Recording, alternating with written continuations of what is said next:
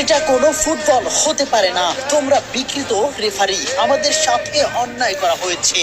হাত ইশারায় আর্জেন্টিনা ও মিশরের ম্যাচে এভাবেই বললেন মিশরের কোচ। এছাড়াও ম্যাচ শেষে সরাসরি রেফারির দোষ দিলেন তিনি। ম্যাচের সময়ও বারবার রেফারির সিদ্ধান্তকে দুই হাত দিয়ে অন্যায়ের প্রতিবাদ করেন তিনি। কোনোভাবেই যেন মেনে নিতে পারছেন না, সব সিদ্ধান্তই যেন মিশরের বিপক্ষে দিচ্ছেন রেফারি। কি হয়েছিল পুরো ম্যাচে? সত্যি কি রেফারি বিতর্কিত সিদ্ধান্ত দিয়েছে? চলুন যাচাই করে দেখে নেওয়া যাক। বিশ্বকাপে রাউন্ড অফ 16-এ আজ মিশরের বিপক্ষে মাঠে নেমেছিল বর্তমান বিশ্ব চ্যাম্পিয়ন আর্জেন্টিনা। প্রথমে অ্যাটাকের পর অ্যাটাক করেও গোল আদায় করে নিতে পারেনি মেসিরা, বরং উল্টো গোল হজম করে আর্জেন্টিনা। এর মাঝে একটি পেনাল্টিও মিস করে বিপদে ফেলে দেয় মেসি।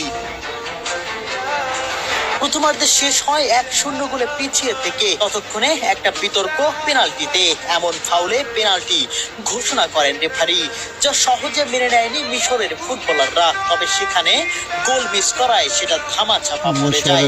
এরপর প্রথমার্ধ শেষে আবারও শুরু হয় খেলা, আবারও লিড নেয় মিশর, আবারও আর্জেন্টিনার জালে গোল জড়ায় তারা। তবে সেটা গোল বলে ঘোষণা করেন রেফারি। 1 মিনিট আগে করা ফাউলে গোল বাতিল করে রেফারি, যেখানে রয়েছে বড় বিতর্ক। এত সাধারণ ফাউলে এত বড় সিদ্ধান্ত কিভাবে নেয় ভিএআর? কিভাবে এই গোল বাতিল করলো তারা? বল লুজ করে যাওয়ার পরও এই বল কিভাবে ফাউল হয়? যাই হোক, ততক্ষণেও শান্ত নন রেফারি, খেলা চলতে থাকে। তবে আবারও গোল মিশরের। 2-0-তে এগিয়ে গেল মোহাম্মদ সালাহরা। তখন প্রায় সবাই ধরেই নিয়েছিল আর্জেন্টিনার বিদায় ঘন্টা বুঝি বেজেই গেল।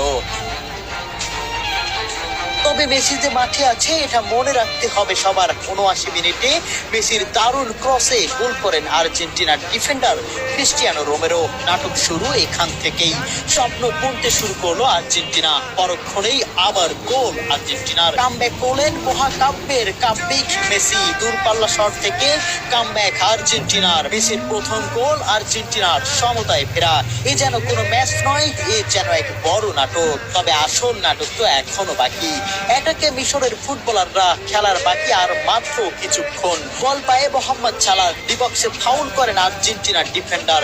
খালি চোখে দেখা যাচ্ছে সরাসরি ভাবে এটা ফাউল। স্পষ্ট এটা একটি বিতর্কিত ধাক্কা, এবং সেখান থেকেই পা দিয়ে মোহাম্মদ সালাহকে ফেলে দিলেন আর্জেন্টিনার ডিফেন্ডার। এটা কিভাবে ফাউল হয় না? একটাবার বিবেক খুলে বলুন, এটা কোন ধরনের নৈতিকতা থেকে ফাউল ধরলেন না রেফারি? তবে সবচেয়ে মূল বিষয়, মোহাম্মদ সালাহকে এমন স্পষ্ট ফাউল না দেওয়ায় পেনাল্টি পায় না মিশর, যেখানে সরাসরি জয় বঞ্চিত।